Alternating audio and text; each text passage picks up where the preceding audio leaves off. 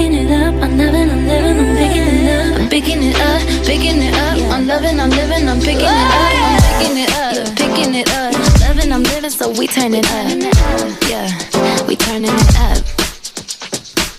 Ain't got no tears in my body. I ran out, but boy, I like it. I like it. I like it.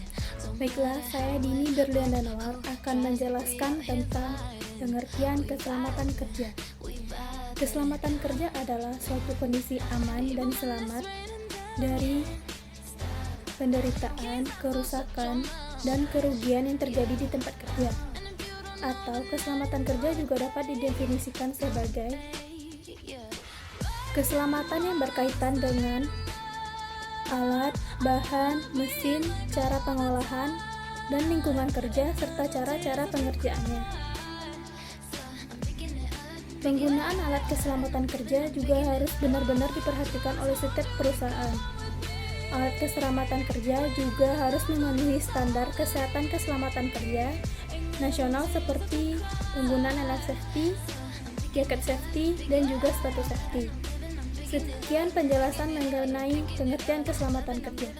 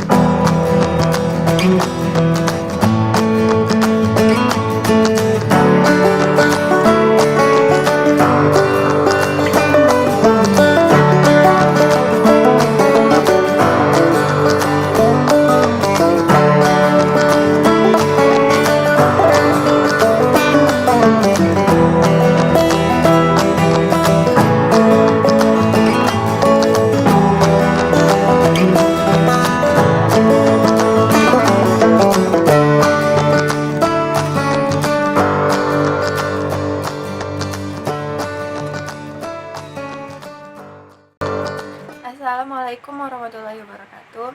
Baiklah teman-teman, saya akan melanjutkan materi kita yang kedua, yaitu tentang penerapan program keselamatan kerja. Suatu program kesehatan dan keselamatan kerja dalam bidang konstruksi yang efektif itu memiliki banyak sekali fungsi yang paralel. Parker dan Oakley secara garis besar telah mengkategorikan hal ini. Yang pertama itu ada faktor kepribadian, yang kedua faktor fisik. Faktor kepribadian ini memiliki dua poin. Yang pertama itu tentang pekerja dan yang kedua tentang lingkungan pekerjaan. Sedangkan pekerja ini ditentukan oleh kebiasaan, sikap, kepercayaan, dan latar belakang pendidikan mereka. Yang kedua itu adalah lingkungan pekerjaan, itu ditentukan oleh sikap dan kebijaksanaan pengusaha atau manajer dalam suatu perusahaan. Yang faktor yang kedua itu ada faktor fisik, memiliki dua poin juga. Yang pertama ada kondisi pekerjaan dan yang kedua penyingkiran bahaya mekanis. Kondisi pekerjaan ini ditentukan oleh jenis bahaya yang terjadi, itu tidak dapat dipisahkan dengan pekerjaan yang sedang dilaksanakan. Oleh karena itu kita dianjurkan untuk mengikuti struktur dalam menggunakan aturan pekerjaan, seperti menggunakan alat pelindung diri atau lain-lainnya. Yang kedua itu ada penyingkiran bahaya mekanik. Contohnya itu menggunakan pagar atau batasan dan menggunakan peralatan yang sesuai dengan ketentuan yang telah berlaku. Terima kasih.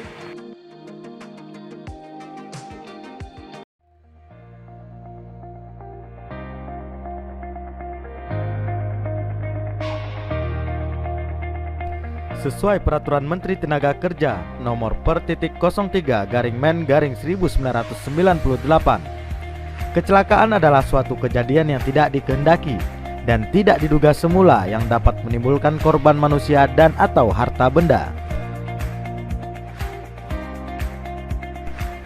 Jadi, semua kerugian perusahaan yang disebabkan oleh proses produksi itu merupakan kecelakaan baik yang terjadi pada tenaga kerja, peralatan produksi, produk atau kegagalan proses produksi. Pencegahan kecelakaan mempunyai tujuan untuk meminimalkan resiko kecelakaan yang terjadi di tempat kerja, agar perusahaan dapat menjalankan proses produksinya dengan aman dan efisien.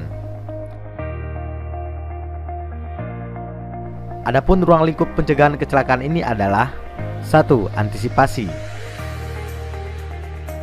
Antisipasi ialah kemampuan untuk memperkirakan, memprediksi, dan mengestimasi bahaya atau hazard yang mungkin terdapat pada tempat kerja yang merupakan konsekuensi dari penggunaan peralatan dan mesin produksi.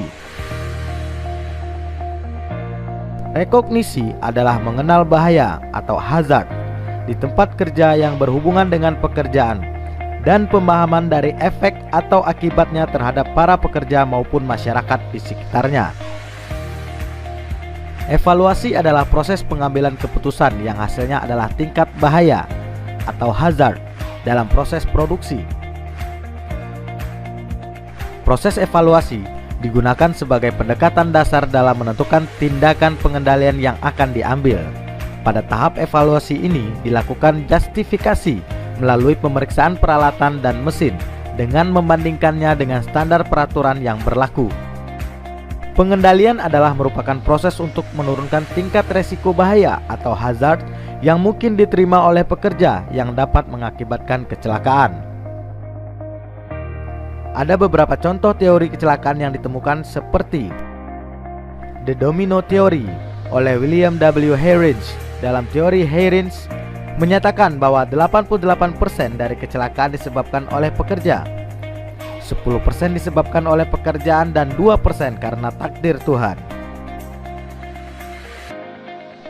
Namun, pertanyaannya adalah, apakah kita akan pasrah pada takdir? Takdir memang tidak bisa dirubah, tapi ada yang bisa kita rubah kalau kita mau berusaha, yaitu nasib. Itulah makna dari penerangan keselamatan dan kesehatan kerja, atau K3, yang sesungguhnya yaitu merubah nasib menjadi lebih baik. Mari kita pahami teori domino lebih jauh. Menurut teori domino, kecelakaan dapat terjadi karena adanya 5 tahapan yang saling berhubungan. 2 tahapan ada di luar perusahaan, yaitu lingkungan sosial atau latar belakang dari tenaga kerja dan sifat-sifat individu tenaga kerja. Sedangkan ada 3 tahapan di dalam perusahaan, yaitu perbuatan atau kondisi yang berbahaya, kecelakaan, dan cedera atau rusak. Nah, adapun sasaran keselamatan kerja secara terperinci adalah 1. Mencegah kecelakaan di tempat kerja. 2. Mencegah timbulnya penyakit akibat kerja. 3. Mencegah atau mengurangi kematian akibat kerja. 4. Mencegah atau mengurangi cacat tetap. 5. Mengamankan material, konstruksi, pemakaian, alat-alat bangunan, serta mesin-mesin dan alat instalasi-instalasi. 6. Meningkatkan produktivitas kerja tanpa memeras tenaga kerja serta menjamin produktivitasnya. 7. Menjamin tempat kerja yang sehat, bersih, aman dan nyaman sehingga menimbulkan kegembiraan bagi tenaga kerja.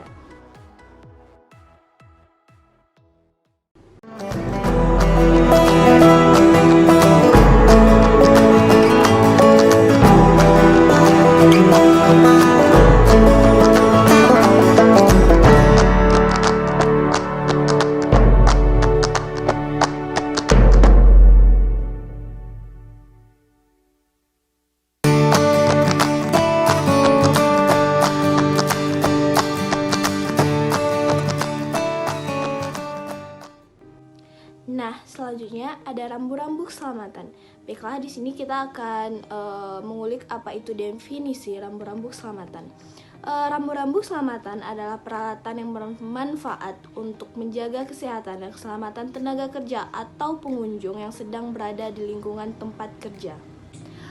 Terdapat 5 kegunaan dari rambu-rambu keselamatan, antara lain yang pertama, menarik perhatian tentang adanya keselamatan dan kesehatan kerja. Yang kedua, menunjukkan adanya potensi bahaya yang dapat ditimbulkan akibat kerja meski tidak terlihat. Yang ketiga, menyertakan informasi umum dan memberikan pengarahan. 4. Mengingatkan para karyawan di mana harus menggunakan peralatan perlindungan diri.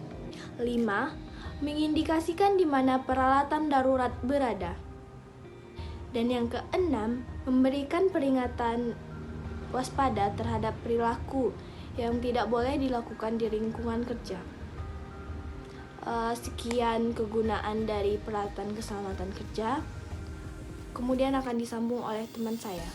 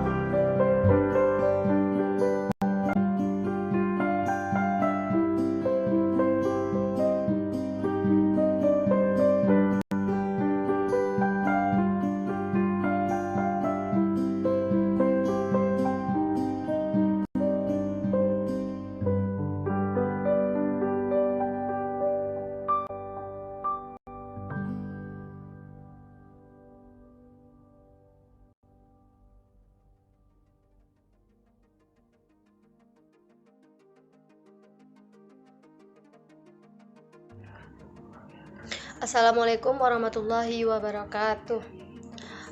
Perkenalkan, nama saya Dina Apria. Saya dari kelas 2D. Baiklah, saya dari kelompok 3 akan menjelaskan tentang atribut kesehatan keselamatan kerja. Sebelum saya menyebutkan atribut-atribut apa saja yang digunakan oleh pekerja, saya akan menjelaskan sedikit tentang atribut. Atribut ialah perlengkapan yang dimana jika orang pekerja tidak menggunakan perlengkapan, takutnya terjadi risiko apa-apa, nanti diri dia sendiri yang rugi. Jadi ada 5 atribut atau 5 perlengkapan yang wajib dilakukan oleh pekerja. Yang pertama ada helm, yang kedua ada kacamata pengaman, yang ketiga ada sepatu boot, yang keempat ada pelindung wajah, yang kelima adalah pakaian pelindung. Baiklah, saya akan menjelaskan fungsi-fungsinya masing-masing. Yang pertama yaitu helm. Helm fungsinya untuk melindungi kepala dari risiko kecelakaan besar maupun kecelakaan kecil. Contohnya takut terkena terbentur. Yang kedua yaitu kacamata pengaman. Kacamata pengaman untuk melindungi mata dari risiko tekanan uap panas. Yang ketiga ada sepatu boot sebagai pelindung kaki supaya tidak tertusuk benda-benda tajam atau tertimpa alat berat. Yang keempat ada pelindung wajah. Pelindung wajah fungsinya untuk risiko terkena percikan api dan partikel-partikel yang berbahaya. Yang kelima ada pakaian pelindung. Pakaian pelindung fungsinya sebagai pelindung tubuh untuk mengurangi risiko kecelakaan. Cukup sekian yang dapat saya sampaikan. Lebih dan kurangnya saya mohon maaf. Saya akhiri. Wassalamualaikum warahmatullahi wabarakatuh.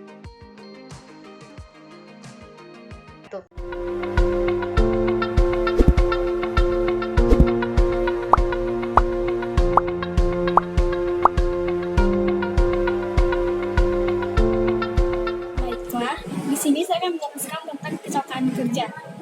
Pengertian dari kecelakaan kerja adalah suatu peristiwa yang tidak terduga dan tidak dikehendaki dan dapat mengakibatkan korban jiwa, kerugian harta benda, cacat, luka, ataupun pencemaran. Kecelakaan kerja terjadi karena suatu pekerjaan ataupun sedang melakukan pekerjaan. Contoh sederhananya adalah minuman yang tumpah di suatu restoran ataupun hotel. Minuman tumpah tersebut seringkali diabaikan oleh pegawai karena dianggap sepele. Apabila ada pegawai yang sedang membereskan bawaannya dan pandangannya terhalang oleh barang bawaannya tersebut, maka ia dapat terjatuh, tergelincir. Mungkin cedera yang terjadi bisa cedera ringan. Tetapi apabila ia menahan dengan siku ataupun pinggul, maka itu akan dapat menyebabkan cedera yang serius seperti patah tulang ataupun sakit pinggang. Sekian, terima kasih.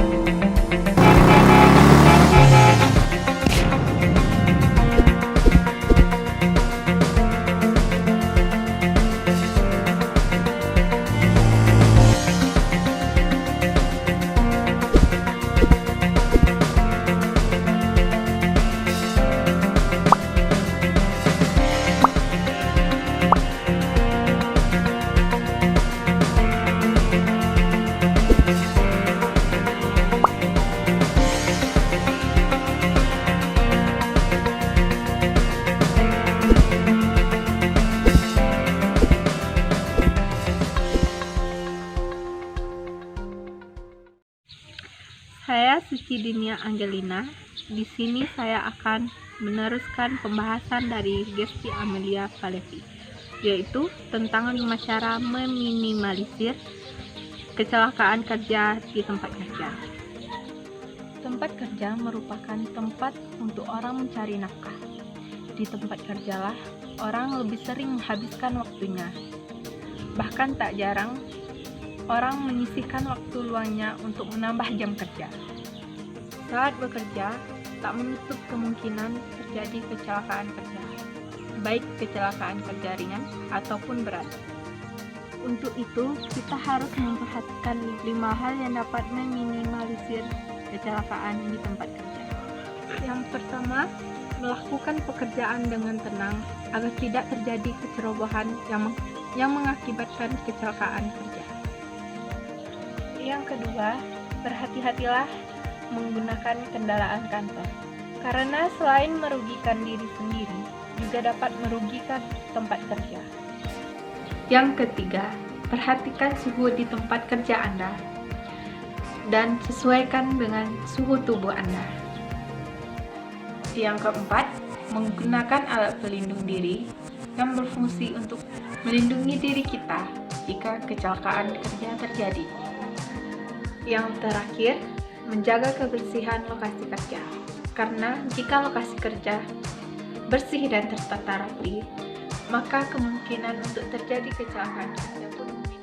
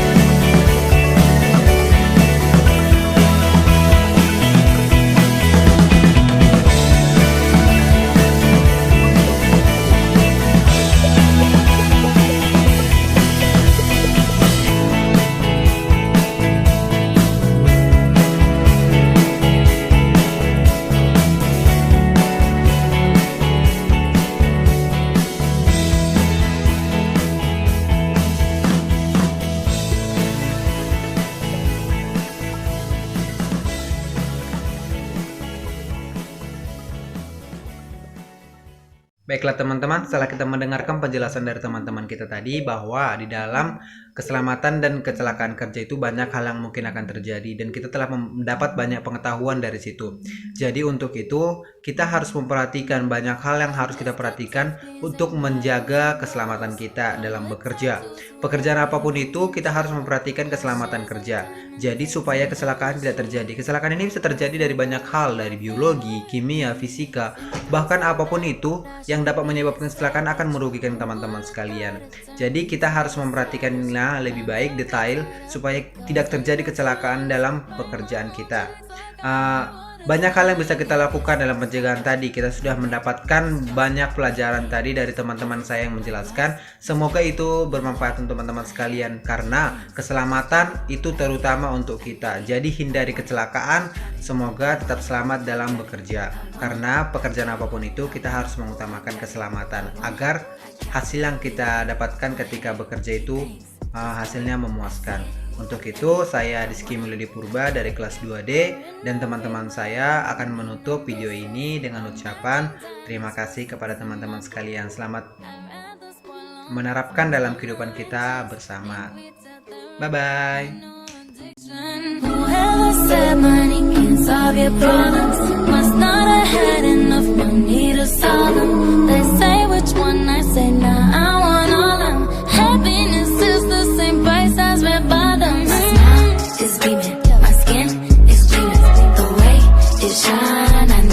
You seen it, I bought a crib, just falls, because